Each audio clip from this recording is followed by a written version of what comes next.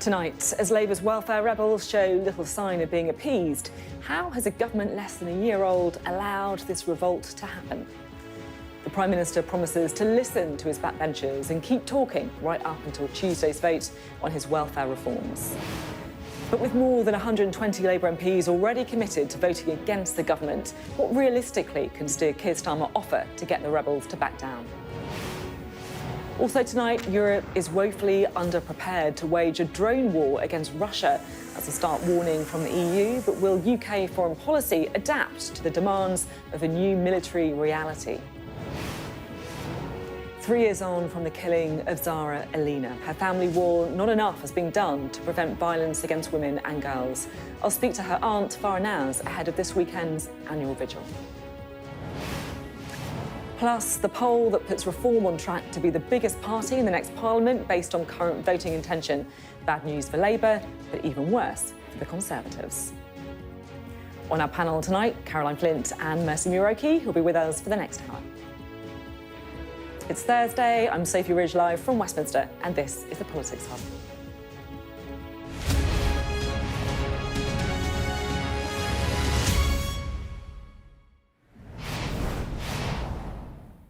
Hello, good evening. It is honestly quite difficult to believe that a government with a majority of 165 might not be able to get its flagship welfare reforms through the House of Commons. But more than 126 Labour MPs have put their name to an amendment that would effectively kill the bill because they're worried about cuts to disability benefits or personal independence payments. Now, just to put that in context, nearly 1 in 3 Labour MPs are in open rebellion. We're talking about more MPs than make up the entirety of the Conservative Parliamentary Party. You know, this is a huge, huge number. And you've got to ask, how has it got to this stage? What's happened to parliamentary management? Why did no one spot this? Because now Number 10 are scrambling to find some concessions, any concessions, to get them back on side. Here's what one minister told me last night. It does sound like you're in dialogue about perhaps making changes. Yeah, of course we are. I mean, I think there's a concern that's very valid and real for lots of my colleagues. They're not doing this to cause trouble or to be argumentative. They're doing it because they have a genuine, heartfelt concern. So there's that admission there that the dialogue is happening. But look, my question is, why on earth is this happening just days before the vote, when it's been obvious for months that this was going to be a problem? I interviewed Tandesi, the Labour MP for Slough, the chair of the Defence Select Committee, 7 weeks ago. And he told me then that he and many other colleagues were deeply unhappy about the changes to PIP. And we're telling that to Number 10. So I hope that the government will be taking on board that all of that feedback, and many of us as MPs are giving that feedback in various meetings happening here in Westminster, and then we need to take corrective action. So that's an MP there who is not one of the usual suspects at all, not a rebel, if you like, saying that they need to take corrective action 7 weeks ago. So what's the government been doing since then? I just don't understand. How can you be ambushed by 126 of your own MPs rebelling against you? Or if you were aware of the situation, why don't you do something about it before now? Our political editor, Beth Rigby, has this report. A Prime Minister on the global stage this week at NATO to talk about defence spending, but instead finding himself fighting a domestic battle over welfare. You are not going to offer concessions, you're pressing on. We're pressing on with a vote on this because we need to bring about this reform. Earlier in the week, the Prime Minister had attempted to hold the line. Are there plenty of people and noises off? Yes, of course. I'm comfortable with reading the room and delivering the change the country needs. Keir Starmer. But today, accepting this fight over benefit cuts, one he couldn't win.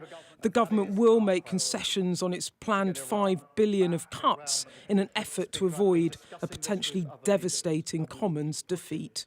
I recognise there is a consensus across the House on the urgent need for reform of our welfare system. All colleagues want to get this right, and so do I. We want to see reform implemented with Labour values of fairness. That conversation will continue in the coming days so we can begin making change together on Tuesday. The PM with no option but to start that conversation after the number of MPs backing an amendment that would have killed off his welfare bill rose to 127 overnight.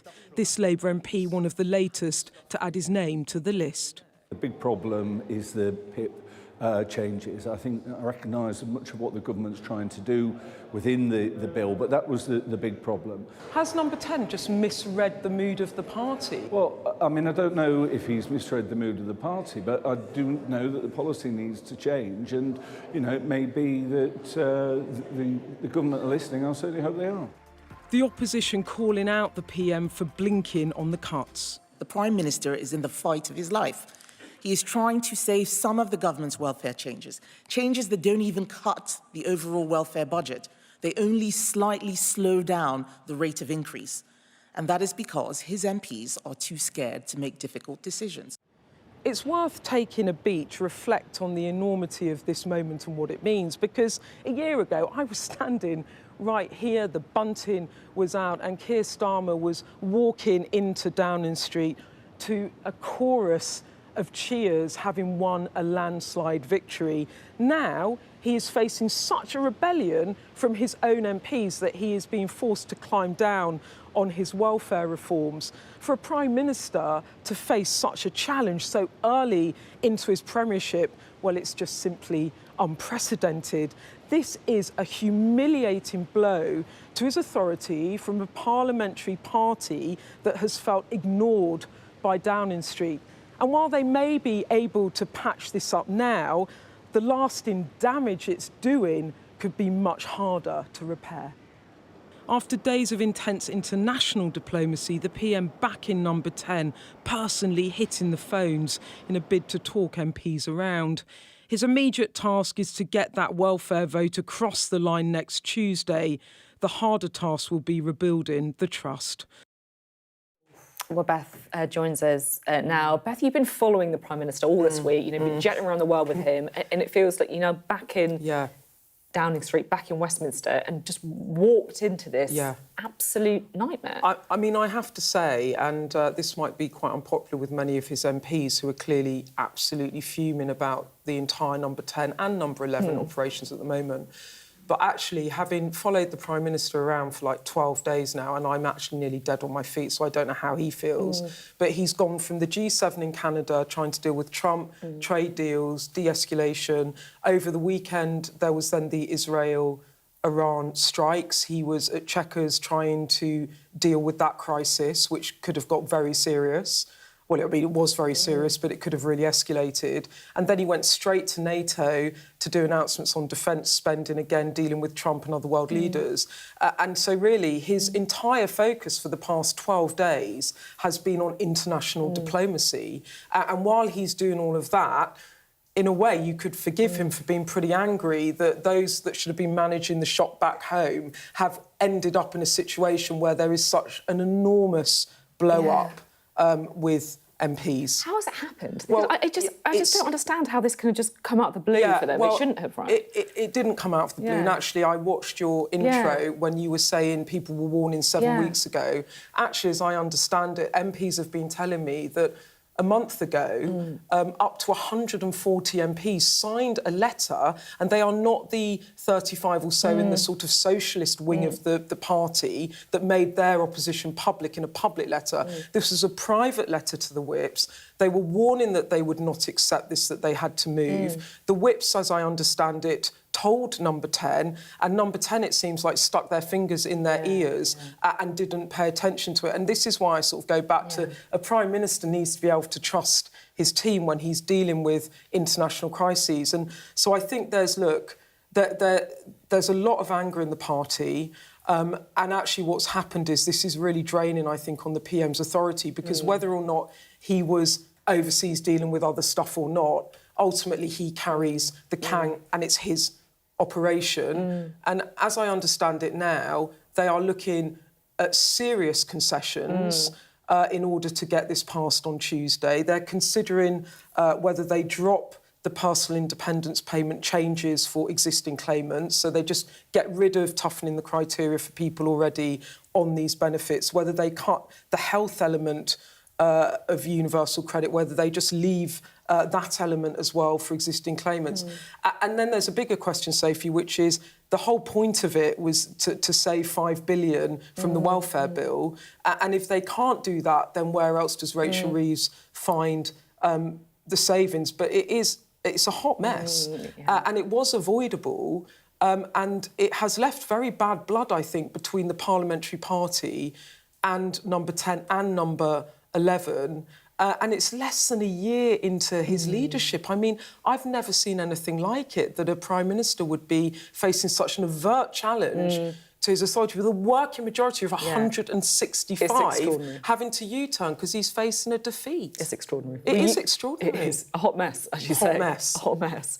Beth, thank you very much indeed. Beth Rigby there, our political editor.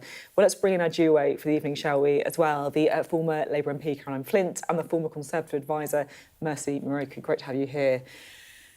Caroline, what's your take on this? You know, as a former Labour MP, I'm really interested to get your view. Well, I think Beth has got it right. This is a real mess.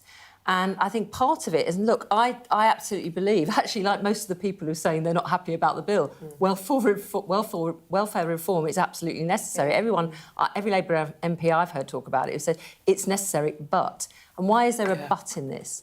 I agree, this hasn't happened overnight. I would go back to actually before the spring statement when someone briefed out about this £5 billion saving. And I think that put Liz Kendall and the Work and Pensions team in a really difficult situation, because actually there's a lot of positives in what Liz is suggesting. But when it's just seen through the optics of saving money, that becomes the issue. And then you get into situations which, again, everyone agrees that probably a lot of people, too many people, and I have to say under the Tories, I think since the pandemic, the bill for people on PIP has gone up by 20 billion. It's going to go up by something like 70, I think, by the end of the Parliament. So we need to do something about that. But one of the ways to do that is having the right support for people really early on when they're ill. I'm not talking about people with disabilities who can never work. That should be, we should just put that to one side and make sure those people are supported. You need the money and you need the infrastructure to make that happen. And again, at the moment, the bill is suggesting we're going to go ahead with this new testing eligibility for PIP, but we're not going to really see any support till the end of the decade. And this, of course, is very worrying, and it is more than the usual suspects. And bear in mind, compared to 97, when a minority of MPs were new MPs, a majority of MPs on the Labour side are new MPs. And there's a managing that which is beyond what we had to deal with in 1997. Mercy, I'm keen to get your take on it as well. I think there's a reality here that the Prime Minister is faced with, which perhaps doesn't sit well with his Labour instinct, so to speak. And that is the fact that, you know, the welfare bill has absolutely burgeoned, and actually it is to do with mental health problems. You know, the caseload of people signing on every day for PIP has doubled since the pandemic, and a lot of the time it's for anxiety and depression. So, and that really is the majority of the caseload that we're talking about here of people signing onto universal credit. And so the reality is, yes, there are of course people who cannot work, you know, they're severely disabled. We need to support those people, and that's what universal credit should be there to do. But the other reality is that actually, and often it's quite young people, there are lots of people going on to universal credit that are suffering from the lower level anxiety issues. And the Prime Minister I think, is absolutely right to do something about that. Now, we need to have a conversation about what that looks like, and I do agree that it's to do with support, but we cannot live in a country that is signing off, you know, since the pandemic, for the number of young men, for example, who are not in education, employment or training, gone up by 40%. So we have this pipeline of young people coming through who are just going to end up on benefits, quite frankly, and we need to do something about the fact that this is a problem that's going to harm the economy. And I guess Keir Starmer's now potentially going to have to find savings elsewhere if he's going to make these major concessions. Yeah, and I think that the knock-on for this is that there was lots of talk about lifting the two-child cap or adapting the two-child cap. I don't know if it was going to be lifted, but certainly for the two-child benefit cap, that maybe you change the criteria so those on lower incomes or those with claiming disability benefits, etc., they might get more support to help for you know, children in poverty and families in poverty, and you've got to ask yourselves, like, well, if they reverse the winter fuel allowance for pensioners and then they reverse some of the PIP changes, what's the knock-on for other things? Because in the end, it's choices. And I think the problem he's going to have, the PM, is because they reversed on winter fuel allowance, the party read it as, if we press these people hard enough, they will move. Yeah, and now they've moved again. And so the problem is contained but not resolved. But also, if you look at the winter fuel allowance, when that was announced, it was seen about, we have to do this to save money. It wasn't thought through about how many people would be affected. It is appalling targeted. And then they came around and said, well, regardless what we said about saving money, we're now going to do a U-turn on that. I know we've got to move on, but just on that... Love you can always pick up. But there's always... But Rachel Reeves, I mean, I've heard a lot of negative briefing from MPs about Rachel Reeves because they're angry about the winter fuel allowance, and then going back to your point, they feel that Liz Kendall was bounced into announcing PIP cuts actually to find savings ahead of the spring statement for the Chancellor. So there's quite a lot of ire directed at Rachel Reeves at the moment, as well as some of the people in Number 10. It's really interesting stuff. Thank you all very much indeed. Interesting discussion. Well, of course, the welfare row is front and centre in this week's edition of Electoral Dysfunction as well. I feel, although the temperature seems much higher now with these, big number of people signing the reasoned amendment, I feel more relaxed and chilled about it now because I can see how it's going to resolve. And I think it will resolve. It'll resolve by, in the second reading, the Secretary of State for Work and Pensions, Liz Kendall, will get up in the debate on Tuesday and she will say, here is this bill. I want you to all vote for it on second reading, but I know that a lot of you are unhappy about it. So I am going to make the following changes in it, and I give you that commitment here from the dispatch box. And I'm also going to undertake some further discussions, perhaps bring forward some of the employment support measures, and then we are going to work it out together. And you can listen to that episode of Electoral Dysfunction from tomorrow morning, wherever you get your podcasts.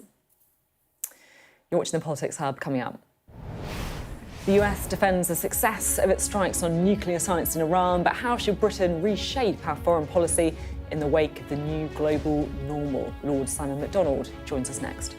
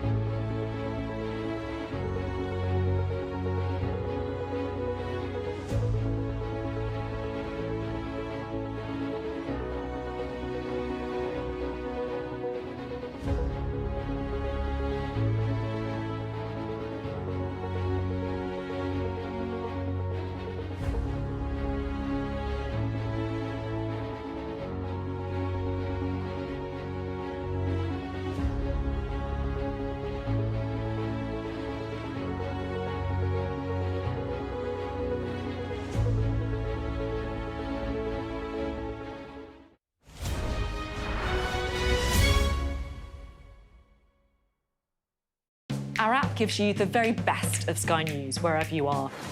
Breaking news, videos and analysis. Evidence of the crisis. Podcasts, watching us live. Live here from Washington. Wherever you get your podcast. All in one place. And all at just the touch of a screen.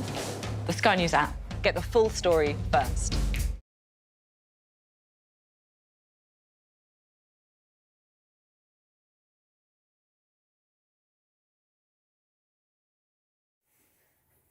Welcome back. Well, by any marker, it's been a tumultuous few weeks, to say the least, from the conflict between Israel and Iran to the bunker-busting response from the US and, of course, that commitment from NATO to a massive increase in defence spending. So how will the new reality of a less secure world shape the UK's foreign policy over the next few years? We're joined now by Lord Simon MacDonald, the former Permanent Undersecretary and Head of the Diplomatic Service at the Foreign and Commonwealth Office. It's great to have you here. Good evening, Sophie. We've been talking about welfare, as what we've led the programme on, and at the same time, of course, we've now got to find enough money for a big increase in defence spending, 5% of GDP. How do you think that works out? Well, the good news for the government is that they've not promised to deliver this increase immediately. It's over time, but there are some pretty steep increases early on. Usually, this is paid for out of economic growth. But right now, we know the economy is barely growing at all.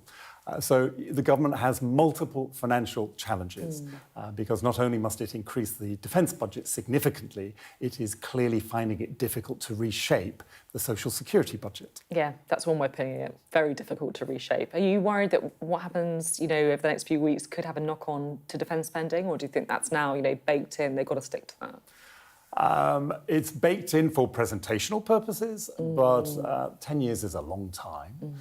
And so there will undoubtedly be adjustments on the way. Even within that massive increase, there are important subdivisions. So 1.5% is for defence-related infrastructure, which I think will be very broadly defined.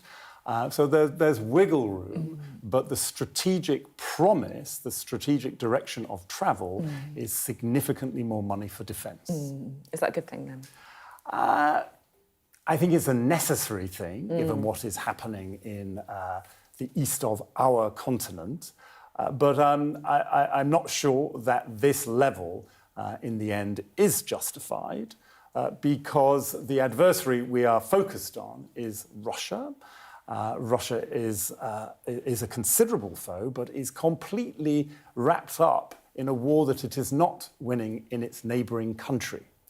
So wrecking the rest of our economy for an enemy that isn't winning the war it's fighting right now is, I think, something that needs to be debated more in the coming years. I'm really interested in you saying that, because it does feel at the minute like we have almost a unanimous response from anyone you talk to, whether it's politicians of any persuasion, whether it's former defence chiefs, whether it is diplomats. Oh, yes, the defence spending is absolutely necessary and justified. But an increase, I'm sure, is because our defence budget had become hollowed out. But the amounts that we're talking about are 5%. Eye-watering. And the early beneficiary, another of the announcements this week, is for the purchase of F-35A aircraft. These are capable of carrying nuclear weapons. They are extraordinarily expensive. But this is, of all our capabilities, the one we most hope never to use. So for me, that's a curious place to start. And I guess you're very aware of the knock-on impact it will have on other spending and other, all spending has a consequence. Right? Everything will be impacted. I think there's widespread understanding for an increase, but justifying such a big increase when everything else is being squeezed will be a challenge. Is it just to please Donald Trump? Is that why they've done it, you think? The evidence from the NATO summit is that a lot is going on to please Donald Trump. He has had, by his lights, an excellent week, and that included all of NATO's leaders feting him, even fawning on him in the Netherlands.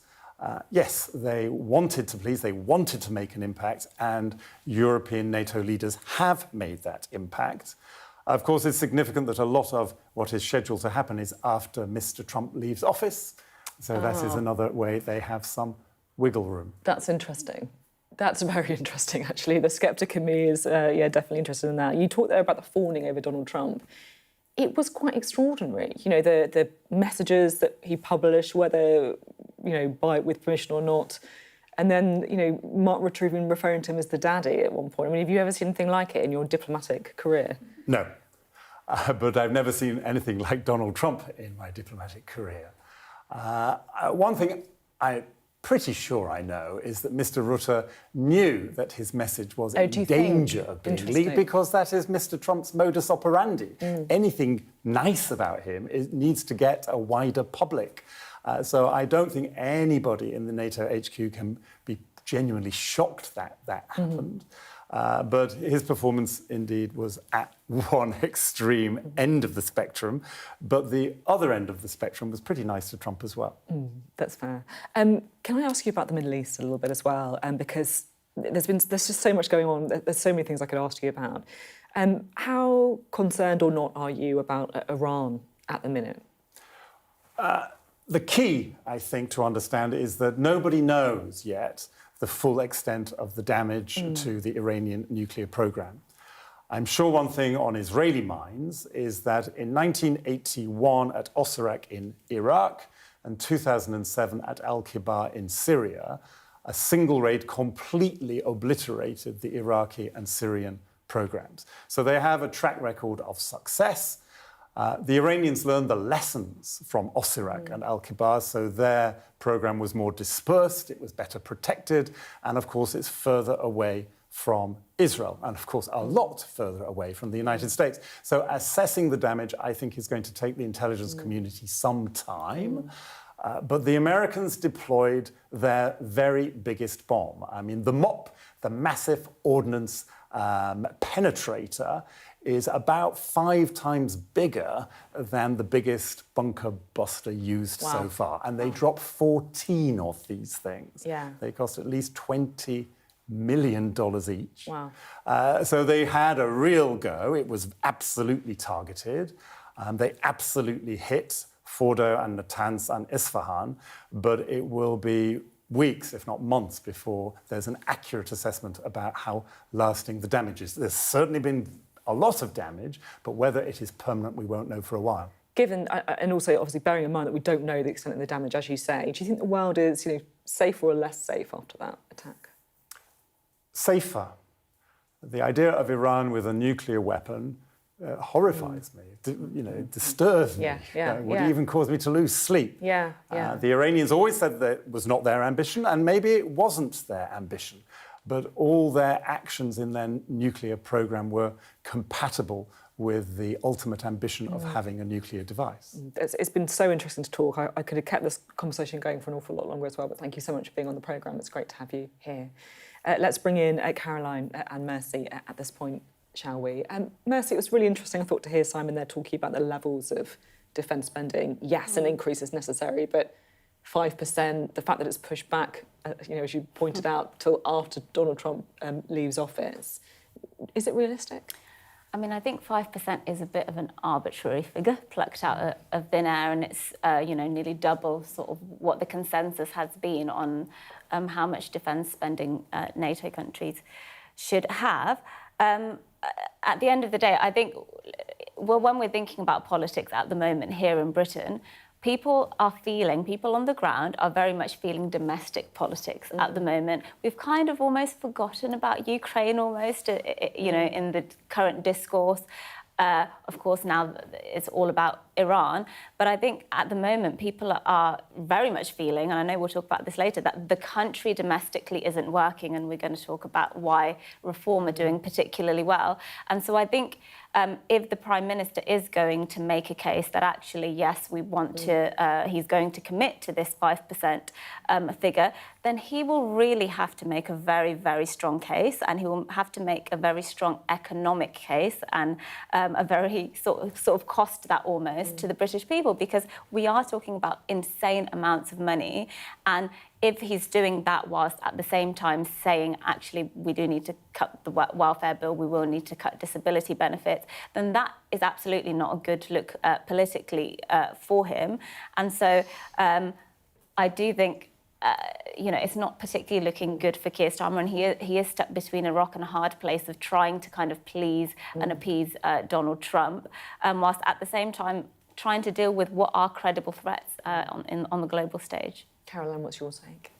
Well, it hasn't just started under Trump, Biden, and even I think Trump when he was last President of the United States. It's been an ongoing issue around the members of NATO and paying in, some not even reaching their 2% requirements, and that was obviously clearly a thorn in the side of successive US presidents when it came to this. As Simon has said, there's a lot of caveats built into this about what that 5% should look like. I think the other aspect of this for Keir Starmer is how defence is tied to growth as well. If there's a way to, through this re-energised look at defence spending, to think about what the contracts might mean in terms of a pipeline for creating jobs and investment and opportunities along the way, I think that's the other dividend of this particular decision. And actually in a week where the industrial strategy has been published, again, Parliament isn't really talking about growth, they're talking about welfare and spending more money in the public services, no matter how important that is. It's the growth agenda that gives us the money to actually spend on good, decent public services that can be sustained. Yeah, I did notice that, the 1.5%, of the 5% could be spent on, national resilience, which could be, energy infrastructure, for example. So it does feel that there could be a little bit of clever accountancy, I guess, done between government departments to kind of find a nice way of putting it, if that makes sense. Thanks all very much indeed. It's been a really interesting discussion. Much appreciated. You're watching the Politics Hub. Coming up. 3 years on from the killing of Zara Aleena, is society any safer for women and girls facing increasing levels of violence? We'll hear from Zara's aunt, Farah Naz. That's next.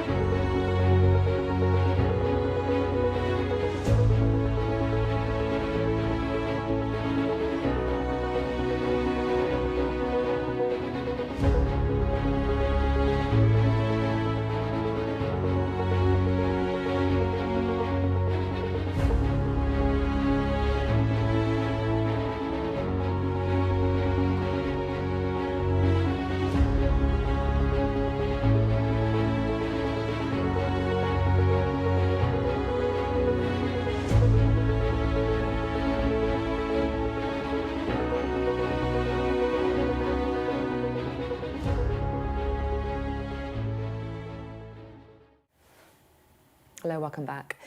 Well, today marks 3 years since a really harrowing incident that serves as a reminder to all of us of the dangers that women still face every day. Zara Aleena was walking home when she was assaulted and murdered by a man who had previously committed other offences and should have been recalled to prison. Now, it sparked huge questions about failures across the board, really, in the justice system, in the probation system, and questions that will be live again when Zara's family hold a vigil this weekend. A little earlier, I spoke to Zara's aunt, a pretty amazing woman called Farah Naz. Thank you so much for speaking to us today. If I'm being completely honest, you're someone that I've really admired for quite a long time. You know, I've read and listened to some of your words on victims, on the importance of protecting women and girls in particular. And I know that today is obviously the worst day for you. And so I feel very privileged that you've on this programme today, which of course is the anniversary of the death of someone that you loved very much. How will you be remembering her?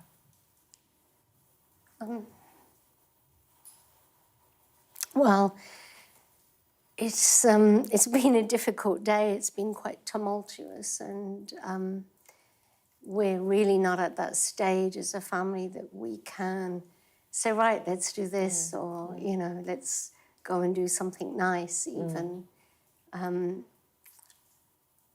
We struggle, for sure. I've already been to the cemetery today and sat with Zara. And when I go to the cemetery, I just wait for her words to come to my mind, and I just remember her, and that's how I remember her. And actually today, while I was sitting at her feet, I heard the words, "It's not fair." It ain't, actually she would have said, "It ain't fair." And that's what I think about a lot. Yeah. And I also, you know, I think about her laughter and her drive and her kindness, generosity, and her spirit and her sheer energy in the house, and the light that she brought into our lives. So it is time to remember her life rather than to think of the end, because you know, there was a lot more to her than her end. Yeah, I think what you and your family are experiencing is obviously something that is so personal to you, but listening to you speak then, I think there'll be many people who will be remembering loved ones and struggling, as you say, that will be very affected by what you say and how you say it as well. Yes. You're planning a vigil this weekend. Just talk us through what is happening at the vigil. So it's, you know, obviously to mark this day that she was stopped, that her life was brought to an end, that she was unable to walk home. And the vigil is about walking her home. It's about finishing her walk. Yeah. And it's more of a protest than a vigil, I would say. And I think some people don't come because they think it's a family and friends event. But actually we open it to everybody, to anybody, men, women, children. And we say, come and walk with us and finish this walk that this young woman should have been able to complete, that safety should be a right and not something that we have to plead for as women. And I know you're going to be meeting Keir Starmer as well, I think. What are you going to be... What do you want to tell the Prime Minister? Well, I'm not sure whether I get an opportunity to tell him I think anything. you do. But, I think you definitely do. But I will try. So many things, so many things. You know, obviously, you know, it's it is really quite a privilege to be able to speak to leaders and to be able to have their ear. And but at the same time, I do think they need to listen to people like us, and as I've mentioned before, that we keep them on their toes. And I think they just need to look at us sometimes, because they need to see the pain in order to stay motivated.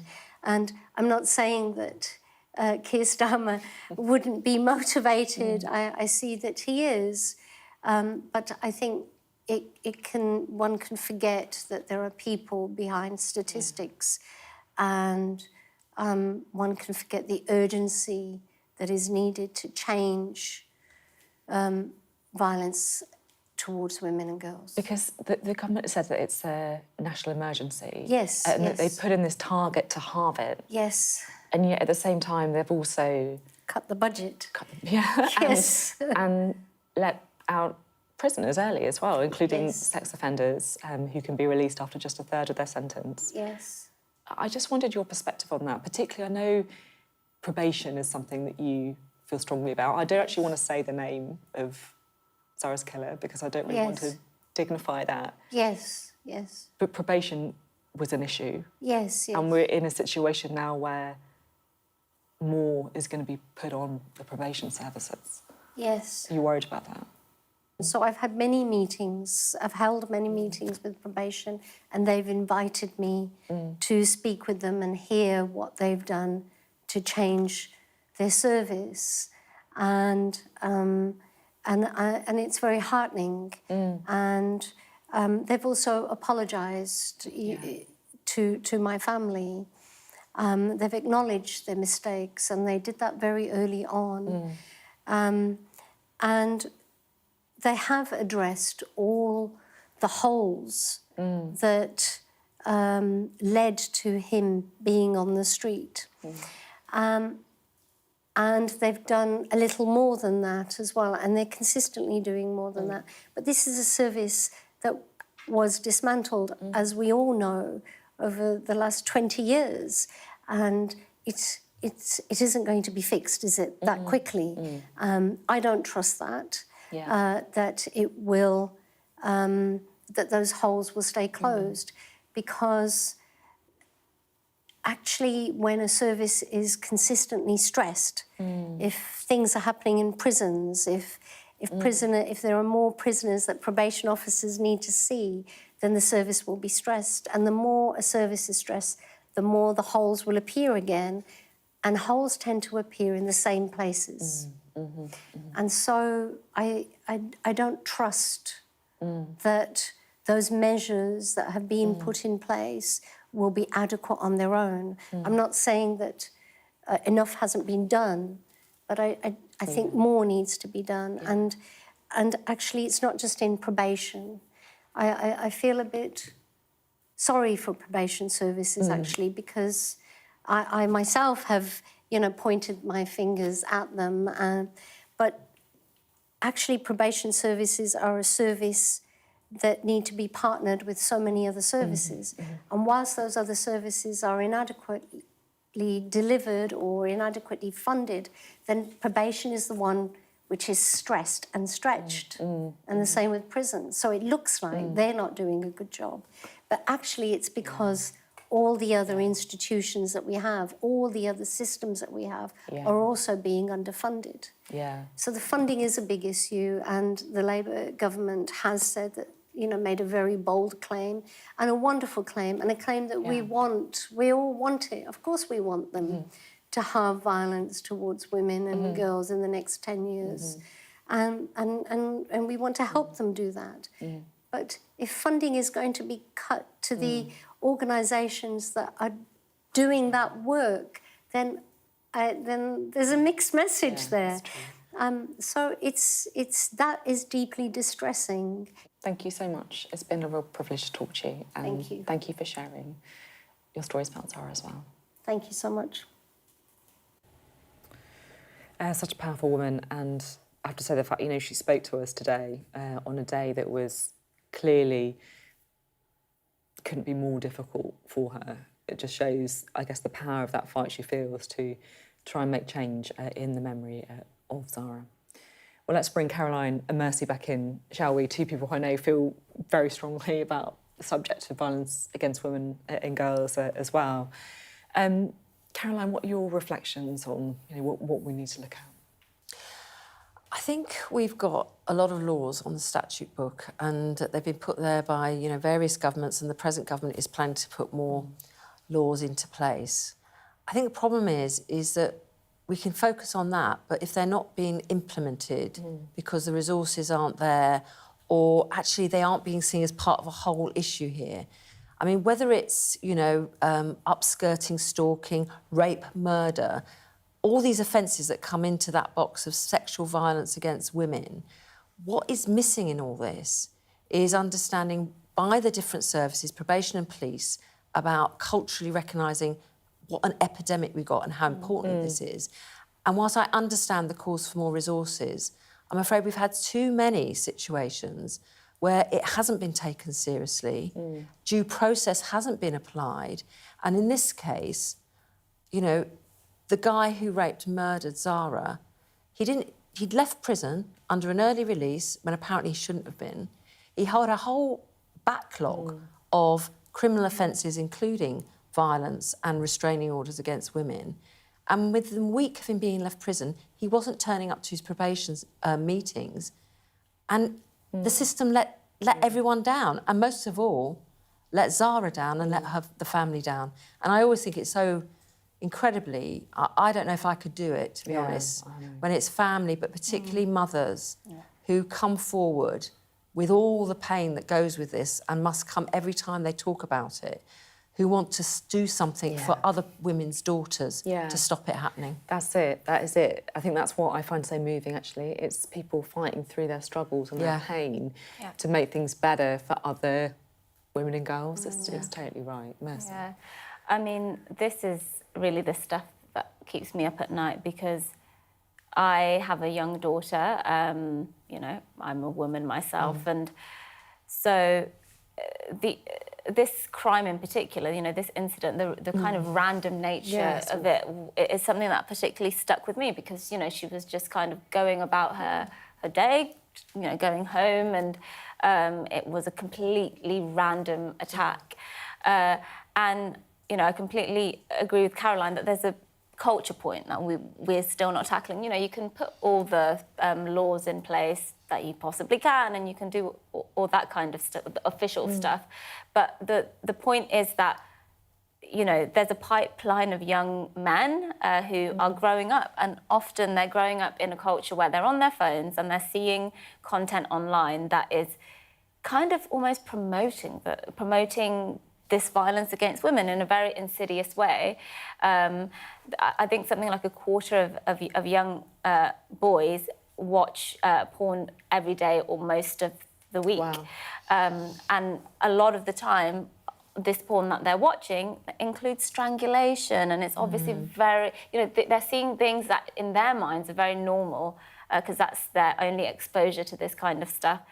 And actually, it's absolutely not normal, and it's almost a gateway to even more sort of behaving in a more violent way towards women. So I think there's lots of stuff that we need to do as a society culturally to promote a more kind of positive culture and promote and to almost denormalise it. I don't know if that's a word, but denormalise the way that porn and the social media portrays how a young man should treat a young woman. And I don't think we're doing enough to actually do that. I mean, look, I think it's, when I think about my own school days many decades ago, we didn't have any of the sort of stuff that's available in schools today around the discussions around, social relationships, personal, how you treat people. It wasn't phrased in that way. I think we still had things about, how you treat each other, be kind to each other. And there's something for me in all this about, so often, there's so many different ways we can express kindness and respect to each other and recognise difference, which is really important. But sometimes all the add-ons seem to get lost in terms of having the foundations about how we treat each other, no matter who we are, no matter the colour of our skin, no matter our sexuality or whatever, how we treat each other and knowing right from wrong. Yeah. And then resilience, as you were saying, Mercy, when you might have other boys saying to you, come and have a look at this, being able to come away and find someone to say, I don't like this, help me. Yeah, thanks both very much indeed. It's great to have you both on tonight to talk about this really, really important issue, and of course that vigil for Zara this weekend. Still to come on the Politics Hub. A new poll makes good reading for Reform, suggesting if there was an election today, they would form the biggest party in Parliament. But what does it mean for Labour and the Conservatives? Coming up on the UK Tonight from 8, the Prime Minister flies home from the NATO summit, straight into a conflict with his backbench MPs. He says they all want the same thing, but at least 126 of them are vowing to block his cuts to benefits. Plus, I'll speak to a Grenfell survivor whose campaigning for building safety began long before the disaster in 2017. And the main stages aren't even open yet, but the party is well underway. We'll be live at Glastonbury. All that and much more to come on the UK Tonight from 8.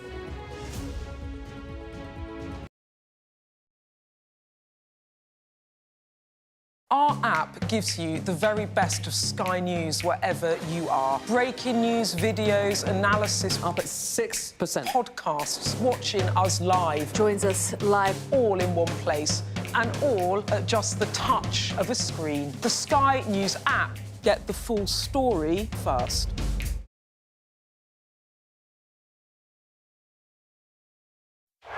I'm David Blevins, and I'm Sky's Senior Ireland Correspondent. It takes 60 minutes to cross the Irish Sea. It took the British monarchy a century. I've spent 30 years reporting the journey from conflict to peace. The political parties of Northern Ireland have reached agreement. If there's anyone who might know how to fix Northern Ireland's devolved government, it's the American architect. Changes in circumstance require changes in approach. The end of the political stalemate, the start of a new chapter for Northern Ireland. I confirm that I am willing to take up the office of First Minister. My election to the post of First Minister demonstrates the change that's happening on this island. Catholics and Protestants on different sides, now facing the same threat. If we both contract COVID-19 and end up in hospital, religion's nothing. People here are adept at finding hope amid adversity. That's the spirit of a place that punches way above its weight. We help you understand the world with us. A toxic blue-green algae now poisoning Lough Neagh. It's breaking your heart what has happened here. It is. This is a vital resource, a national treasure, now fighting for its very life. They are effectively surrounded by Northern Ireland, and that makes this the most unlikely of international frontiers. If there's a hard border, I think it'll cripple the country. Winter is coming. Welcome to Winterfell. It's an iconic location in this globally acclaimed drama. Ophelia was the most powerful hurricane this far east in the Atlantic on record. Sky News, the full story first.